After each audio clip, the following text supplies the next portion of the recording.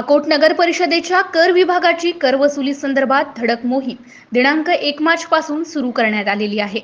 नगर परिषदेची एकूण थकबाकी 5.25 कोटी रुपये इतकी आहे। याकरिता नगरपालिकेने विशेष कर वसुली मोहीम हाती घेतली आहे। जे थकबाकी धारक वेळोवेळी मागणी बिल तसेच नोटीस बजावून देखील कर भरणा करीत नाही अशा मालमत्ता धारकांच्या एकूण 13 मालमत्ता अटकावणी करून ठेवलेल्या आहेत। नगर परिषदेने प्रशासक तथा मुख्याधिकारी नरेंद्र बेंबरे यांच्या अधिपत्याखाली तयार करण्यात आलेल्या पथकाने 20 मार्च रोजी एकूण 6 मालमत्ता सील केल्या आहेत। शहरात मालमत्ता कर वसुली करणे तसेच मालमत्ता अटकावणी करण्याची मोहीम चालू असल्यामुळे जप्तीची अप्रिय कार्यवाही टाळण्यासाठी नागरिकांनी कराचा भरणा करावा असे आवाहन प्रशासक तथा मुख्याधिकारी नरेंद्र बेंबरे यांनी केले आहे। MCN न्यूज मराठी करिता विशाल आगरे, अकोट शहर प्रतिनिधी।